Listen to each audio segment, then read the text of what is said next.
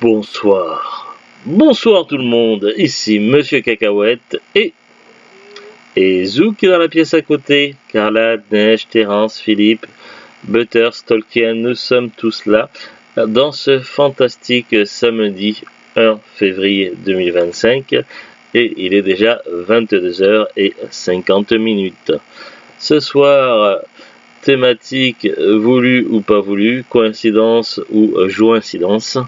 On a regardé un film, un classique de la comédie, un classique qui a influencé beaucoup de monde dans des séries télé, des films, etc. Donc on est sur toute grande série télé qui a beaucoup d'épisodes et de saisons aura forcément un épisode inspiré de ce film, plus ou moins inspiré. On est quand même sur vraiment du culte de chez culte, mais ce qui est plus étonnant, c'est que l'histoire du film commence un 1er février et se conclut un 2 février, encore et encore. Et oui, c'est le jour de la marmotte, c'est terrible. Et justement aujourd'hui, qu'est-ce qu'on est? On est le 1er février. Donc voilà, on a pris un petit peu ce film au hasard dans notre collection, on a décidé de le voir aujourd'hui. C'était d'ailleurs un choix de Zou, elle savait plus trop si elle avait vraiment vu ce film ou pas. Moi je l'avais déjà vu plusieurs fois, évidemment, c'est un film qui passait régulièrement à la télé dans ma jeunesse, dans les années 80-90. Après moi je suis des années 80, mais est-ce que le film est des années 90 plutôt? Peut-être, je sais plus. Bref, c'est un film qui était souvent passé à la télé. Mon père l'avait aussi en DVD, je crois, il me l'avait prêté, et finalement je l'ai acheté aussi. C'est un classique. À un moment donné, on connaissait quelqu'un qui vendait beaucoup de DVD pas chers sur Facebook, et du coup, oui, une association. Du coup, on avait pu pas mal augmenter notre collection de DVD, et notamment sur ce film-là. Alors évidemment, comme vous en doutez un petit peu, si vous avez les références, il s'agit du film Un jour sans fin avec Bill Murray, Andy McDowell et d'autres acteurs. Là, du coup, pour le coup, on l'a en édition collector. Recto verso. À l'intérieur, il y a une petite brochure, le DVD avec une petite marmotte sérigraphiée. Qu'est-ce qu'elle a de plus cette édition collector? Film annonce, filmographie, commentaire audio du réalisateur, le poids du temps, documentaire de 24 apostrophes, ce qui veut certainement dire minutes. Possibilité de voir le film en français, en anglais, en espagnol, en italien ou en allemand, et en Dolby Surround évidemment, 16/9 compatible 4 tiers. Durée 1h36, sortie au cinéma en 93. Donc oui, on est plutôt sur un classique des années 90. Ouais. Alors, de quoi ça parle Un jour sans fin? Bon, pour résumer très brièvement, ça parle d'un jour qui ne s'arrête jamais. C'est un jour sans fin. Ça, c'est le résumé très succinct. On va essayer d'être un peu plus constructif. Alors, Un jour sans fin. Évidemment, comme je l'ai dit tout à l'heure, l'histoire commence un 1er février. On a un présentateur météo plutôt, télé et météo, d'une télé locale, mais qui est spécialisée dans la météo, qui va partir avec la productrice de la chaîne de télé ainsi que le caméraman. Ils vont partir dans un petit village, enfin une petite ville plus ou moins pittoresque, comme chaque année, pour aller voir Bill la marmotte, non, Phil la marmotte. Alors petite chose marrante, le héros, donc Bill Murray, son personnage s'appelle Phil, comme Phil la marmotte, pareil. Donc ça c'est une petite anecdote. Du coup, lui, ça fait déjà plusieurs années qu'il le fait, cette fameuse, comment ça s'appelle? Ouais, ça c'est devenu un festival, mais à la base c'était quoi, un peu comme ouais, cette fameuse prédiction, non mais quand il filme comme ça pour le cinéma. Enfin, cette fameuse séquence, chaque année il y va, ça fait plusieurs années qu'il y va, il en a marre, il est blasé, ça le fait même chier, donc il a hâte de repartir dans sa ville. Seulement, évidemment, ce premier jour ne va pas se passer si bien que ça, et à la fin de la journée, le lendemain, quand il va se réveiller, la sonnerie du réveil va être la même, avec cette petite musique entraînante, très sympathique au demeurant, et très vite casse-couille au bout d'un moment, au bout d'un certain nombre de jours. Donc, il va se rendre compte le lendemain, il va être en mode un petit peu perplexe. Qu'est-ce qui se passe? Qu'est-ce qui m'arrive? Est-ce que c'est réel ou pas? Il va être un petit peu surtout sur l'étonnement sur la première boucle. Puis après, il va passer par plusieurs phases. En fait, il va y avoir de la phase au secours, qu'est-ce qui m'arrive? Il faut trouver une solution. Il va se faire psychanalyser, il va faire des examens médicaux. Il va également avoir des phases de colère, ras-le-bol, pétage d'un câble, jusqu'à finalement se dire que c'est peut-être une aubaine ce qui lui arrive et qu'il va pouvoir en profiter pour faire tout ce qu'il a envie, notamment à se servir du fait que le jour ne change pas pour pouvoir draguer et passer sa soirée avec une jeune femme. Donc bref, Phil va aller dans les excès, nourriture, drague et autres. Puis à un moment donné, il va se rendre compte qu'il a des sentiments pour sa productrice, qui est jouée par Andy McDowell, qui est connue également pour avoir joué dans 4 mariages et un enterrement au passage. Donc du coup, il va se mettre à essayer de prendre des informations pour en profiter les jours suivants afin de se rapprocher plus de la productrice, sauf que évidemment ce n'est pas la bonne méthode et il va s'en rendre compte échec après échec. Finalement, il va finir par comprendre qu'il est réellement amoureux de sa productrice. Seulement, le problème, c'est que la situation est insoluble et en plus, il y a ce jour sans fin qui le nargue.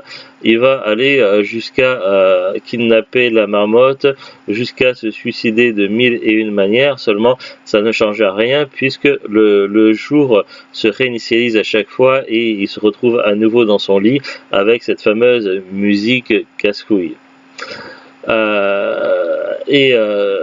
Finalement, avec le temps, donc ce personnage-là va traverser différentes phases jusqu'à finalement finir par accepter la situation et en faire un petit peu son deuil.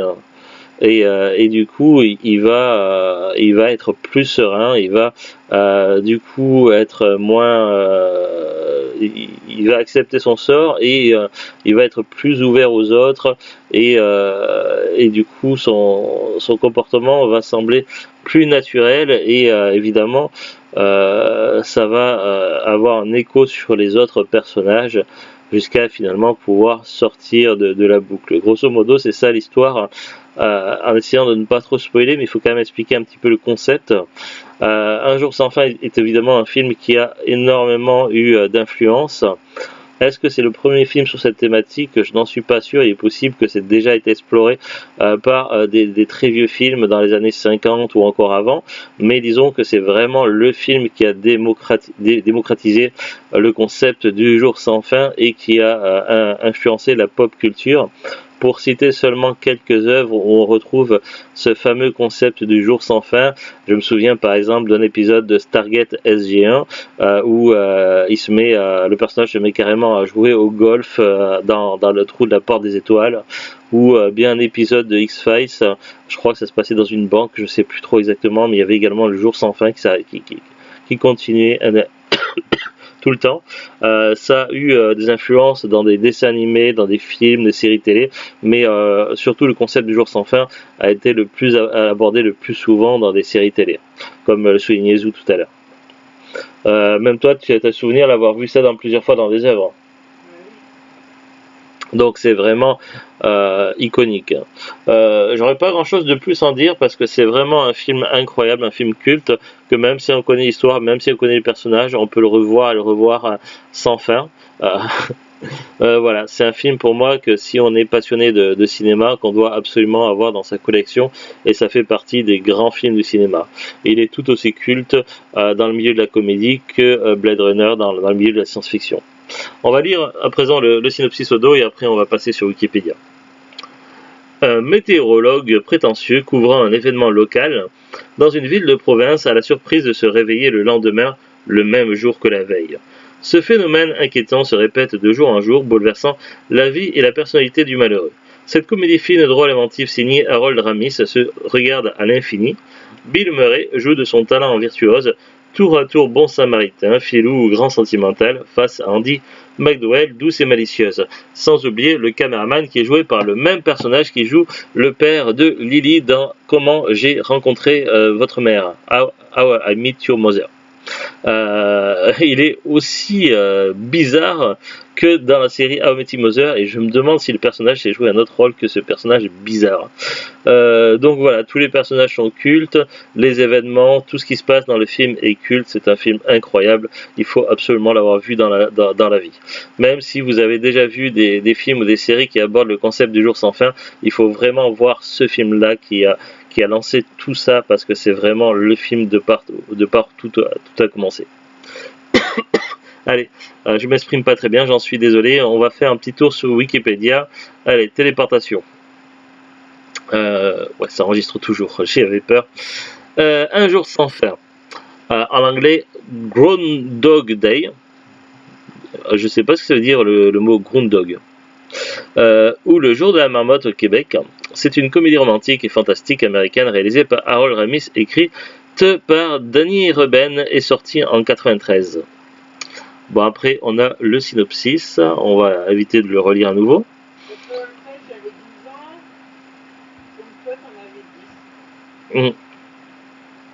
Mais c'est un film qui est passé assez régulièrement à la télé, je l'ai vu plusieurs fois à la télé. Alors, bon, le réalisateur, on l'a déjà dit, budget 14,6 millions de dollars, c'est pas mal. Durée 101 minutes, format couleur Technicolor. Sorti aux États-Unis le 4 février 93 en première à Westwood. Je sais pas c'est où ça, Westwood. Et le 12 février en 93 en sortie nationale. Au Canada, sorti le 12 février 93 et en France le 28 juillet 93.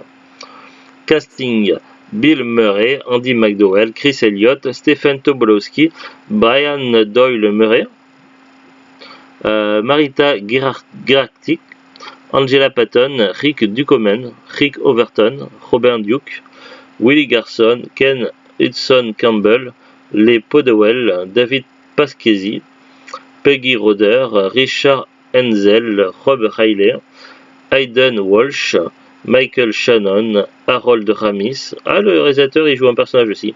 Il jouait le neurologue. Rod Sell et Scooter. Bon, ça c'est pour le casting. Après, on a un long paragraphe sur la production, concept et première version. Danny Reuben, alors je vais pas tout lire, mais c'est intéressant quand même. On va essayer d'aborder un petit peu ce paragraphe. Danny Reuben a l'idée originelle. De quoi? Oui, mais aussi de How I Met Your Mother. Bon, alors je disais, Danny Reuben a l'idée originelle d'Un jour sans fin en 90 dans un cinéma de Los Angeles où ils avaient emménagé pour devenir scénaristes. Attendant que le film débute, il poursuit sa lecture de Lestat le vampire d'Anne Rice et se met à réfléchir sur l'immortalité vampirique et ce qu'il pourrait faire de son temps s'il était illimité. Ah, donc c'est quand même Lestat le vampire d'Anne Rice qui a influencé un petit peu. Je sais pas. Après, il y a deux films, si il me semble. C'est peut-être l'ancien film qui a un rapport avec le truc des agneaux, là, le silence. Alors, il voit alors les vampires comme des personnes normales qui ne sont pas obligées d'adhérer aux mêmes règles et aux limites morales. En découle de nombreuses questions. L'immortalité ne deviendrait-elle pas ennuyeuse? À quel moment le serait-elle? Est-ce qu'une personne immortelle changerait avec le temps, en particulier si cette personne n'avait pas connu de changement substantiel dans sa vie immortelle et limitée? Il pense aussi à certains hommes connaissant un blocage psychologique enfermés dans leur adolescence. Oui, donc c'est en réfléchissant sur l'immortalité et les vampires que le concept du jour sans fin a vu jour, en fait. Bon, après, je vais pas tout lire parce que le paragraphe est vraiment très long. Après, on a un autre grand paragraphe sur le développement, adaptation et réécriture. Donc, ouais, il y a plein de trucs à lire. Là, il y a encore un paragraphe sur je sais pas quoi, distribution des rôles. Pré-production, tournage, exploitation et accueil. Alors qu'est-ce qu'ils disent? Au début des années 90, Hollywood est souvent critiqué pour son utilisation à outrance de sexe et de violence dans les films. L'atmosphère générale est particulièrement morose, notamment à cause de sa récession et le public a besoin de divertissement. L'année 93 est alors vue comme celle des films familiaux avec l'augmentation des coûts de production. Les studios considèrent la création de films s'adressant à la fois aux adultes et aux enfants comme l'occasion de faire des profits en sortie cinéma et en vidéoclub. À l'époque, les 3 plus gros succès au box-office nord-américain sont des films destinés à la famille. E.T. l'extraterrestre de Steven Spielberg, La guerre des étoiles de George Lucas et Maman j'ai raté l'avion de Chris Columbus. Les films familiaux encouragent également la fidélisation de la clientèle et offrent plus de possibilités de vendre des produits dérivés. Le président de Columbia Pictures, Mark Canton, explique alors que les films classés PG, grand public, mais avec certains éléments non destinés aux plus jeunes, ont plus de chances de dépasser les 100 millions de dollars de recettes que les films destinés aux seuls adultes. Un jour sans fin est lui-même classé PG, permettant aux enfants d'y assister avec une permission parentale. Il est décrit comme un potentiel succès surprise. Bon, après, ça continue, mais bon, pour l'instant, je trouve pas ça très intéressant. Après, ça parle un peu du box-office. Bon, il y a beaucoup de paragraphes. Un autre paragraphe également sur l'accueil critique et public. C'est très long. Moi, j'aimerais bien trouver des petites informations intéressantes, des petites anecdotes, des pépites. La page Wikipédia est très longue. Édition vidéo est ressortie. Un jour sans fin sort sur support VHS en début septembre 93. Il débute à la 11e place des classements de location VHS et grimpe à la première place fin septembre, remplaçant Chute libre de Joel Schumacher. Joel Schumacher, je pense que c'est le réalisateur des Batman maudits et non pas le mec qui faisait des courses automobilistes. Il reste le film le plus emprunté jusqu'à mi-octobre quand Aladdin de John Musker et Ron Clements et Nom de code Nina de John Badham présentent respectivement les premières et deuxièmes places. Il est considéré comme la comédie la plus populaire, sortie fin 93. En 97, on estime que le film a engrangé 32,5 millions de dollars rien qu'en location. La première version du film en DVD date de 98. En 2002 est distribué un DVD spécial édition comprenant les bandes annonces du film, un commentaire audio de Ramis and the Weight of Time, un making-of du film avec des interviews des acteurs et de la production. Murray n'y participe pas. Donc c'est pas l'édition Clona parce que nous il y a des bandes annonces mais c'est sur SOS Phantom et je sais plus quoi.